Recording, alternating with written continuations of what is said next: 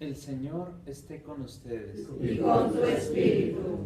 Lectura del Santo Evangelio según San Lucas. Gloria a ti, Señor.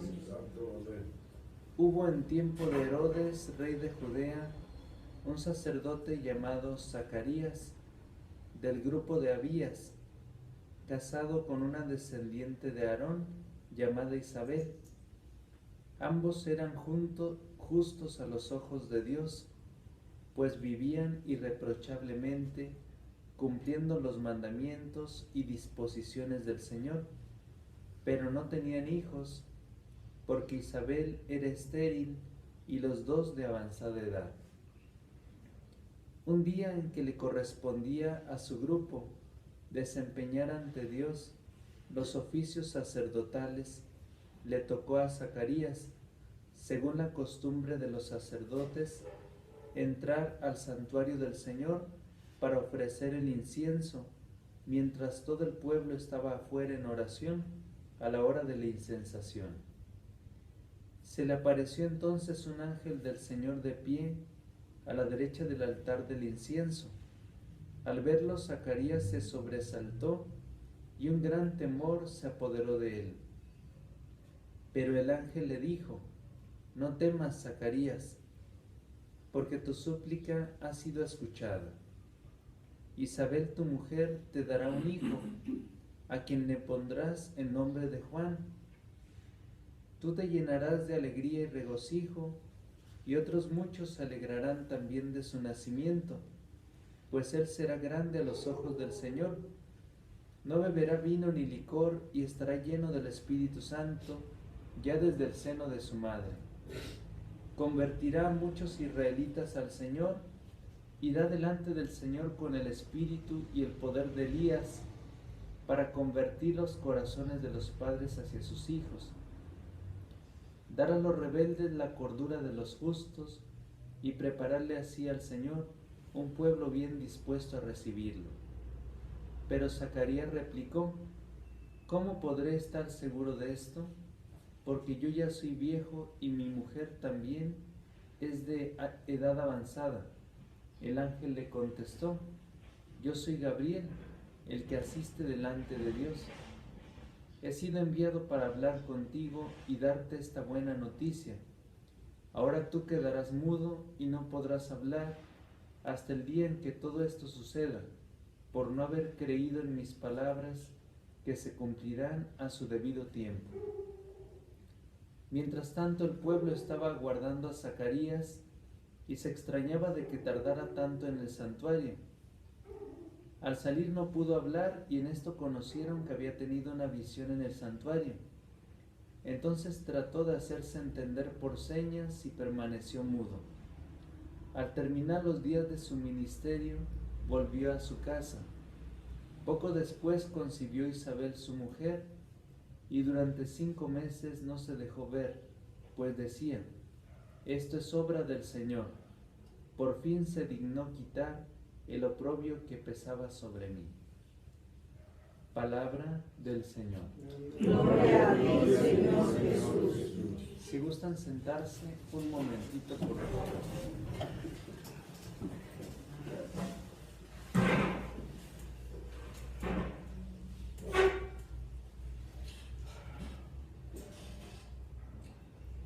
Hermanos, dice la carta a los Hebreos en el capítulo 10, versículo 37: el que ha de venir, vendrá, y ya no tendremos nada que temer, porque Él es nuestra salvación. Hoy las lecturas que nos presenta la liturgia nos hablan del poder infinito de Dios, de su omnipotencia. Él es el Todopoderoso. ¿De qué nos habla la primera lectura, que es del libro de los Jueces, en el capítulo 13? Nos habla de la concepción de Sansón.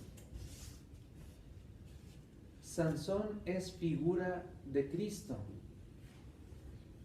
porque nos narra el libro de los Jueces que Sansón fue el salvador de su pueblo en el tiempo de los jueces. Él era nazireo. ¿Qué significa la palabra nazireo? Tiene como raíz la misma que la palabra Nazaret. ¿Quién nació en Nazaret? ¿O de dónde era Jesús? De Nazaret. El significado de esta palabra es el siguiente: consagrado, separado, santificado. Por eso Sansón es figura de Cristo, porque Cristo es el Salvador del mundo. Sansón es o fue el Salvador del pueblo de Dios.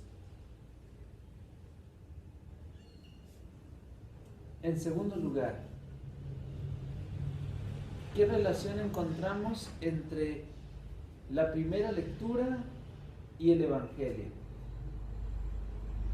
Tanto en la primera lectura como en el Evangelio se pone de manifiesto la omnipotencia de Dios en las dos mujeres que conciben siendo estériles. Por una parte, la mamá de Sansón, y por otra parte, ¿quién? Isabel, la mamá de Juan Bautista. Y por tanto se asientan las bases para el prodigio más eminente que jamás se haya realizado: el misterio de la encarnación del Hijo de Dios. Va preparando nuestro corazón, nuestra mente, nuestro espíritu para introducirnos en esa maravillosa intervención de Dios en favor de nosotros. Toda la Escritura, podríamos decir, es una preparación, en especial el Antiguo Testamento, para el prodigio admirable. Llegada la plenitud de los tiempos, Dios nos envió a su Hijo, nacido de una mujer, dice San Pablo en Gálatas 4:4.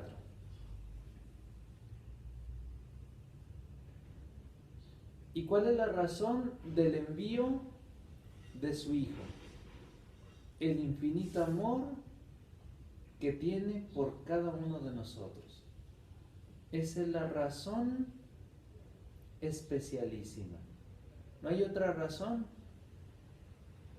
Solamente la bondad misericordiosa de Dios, que sale de sí para venir a buscar a aquellos que nos encontrábamos extraviados.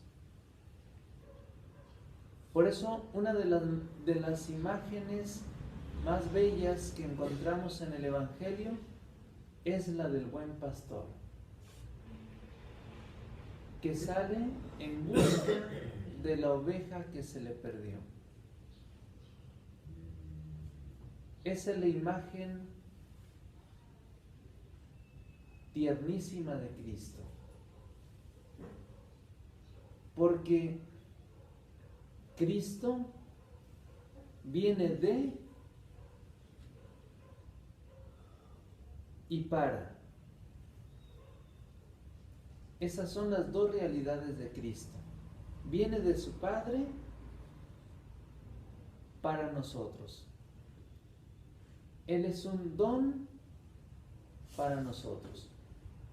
El don más excelente de Dios nos lo dio en su Hijo y en su Espíritu.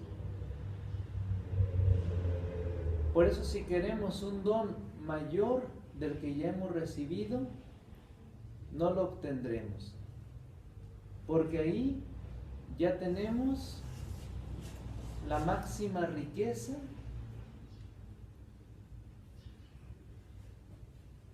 que Dios mismo nos quiso aportar. Aun cuando no seamos ricos, somos ricos. Porque si nos ponemos a meditar en este inmenso beneficio de la ternura divina, siempre encontraremos un motivo para agradecer al Señor y para alabarlo. Por eso el prodigio más eminente, la gracia sublime, es el misterio de la encarnación de Cristo. Porque a través de ese misterio nos abre las puertas para poder entrar en el jardín eterno. Y por tanto, otro prodigio que nace de aquí es la concepción virginal de María.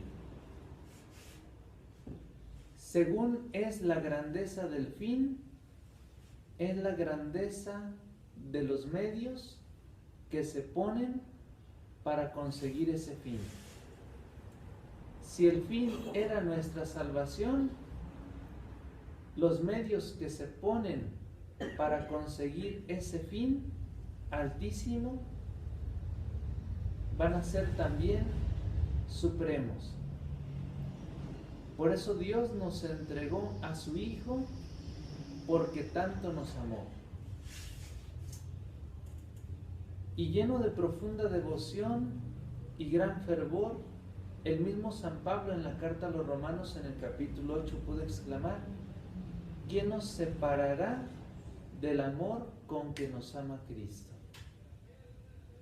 Es así como estallar en gozo, alegría y júbilo, porque somos sostenidos por el amor de Dios. Hoy la lectura del Evangelio nos habla en especial de dos personajes. Primero, Zacarías, y segundo, del ángel que se le presentó a él, que fue exactamente el mismo que se le presentó a María. ¿Cuál fue el ángel que se le presentó a María? Gabriel. ¿Qué significa Gabriel? Tiene diferentes significados. En primer lugar, puede significar Dios fuerte o fortaleza de Dios, pero también dice San Lorenzo de Brindisi que puede significar el varón Dios o Dios hombre, para hablarnos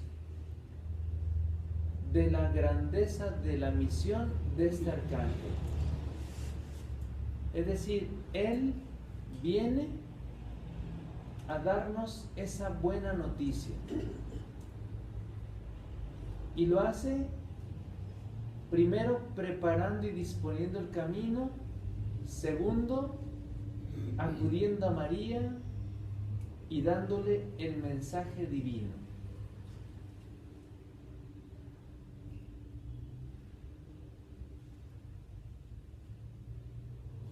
A nosotros nos da mucha alegría, mucho gozo y mucho gusto cuando penetramos en el significado tan precioso de cada uno de los evangelios. Tanto Mateo y Lucas nos hablan o nos presentan los evangelios de la infancia.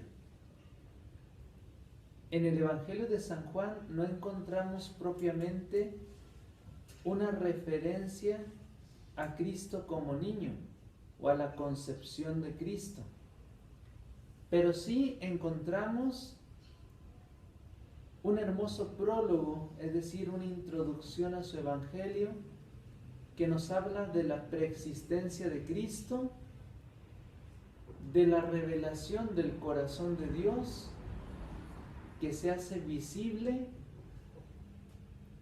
por medio del descenso de Cristo.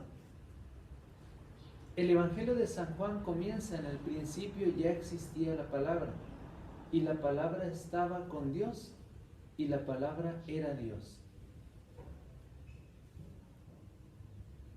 Y de los versículos 1 al 18 de este capítulo 1 del Evangelio de San Juan, va desglosando progresivamente el apóstol San Juan, inspirado por el Espíritu Santo, la grandeza de la presencia de Cristo entre nosotros.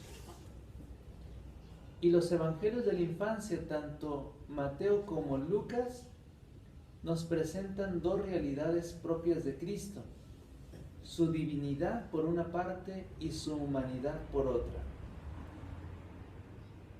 Es lo que hemos estado profundizando en estos días con los evangelios que hemos estado escuchando.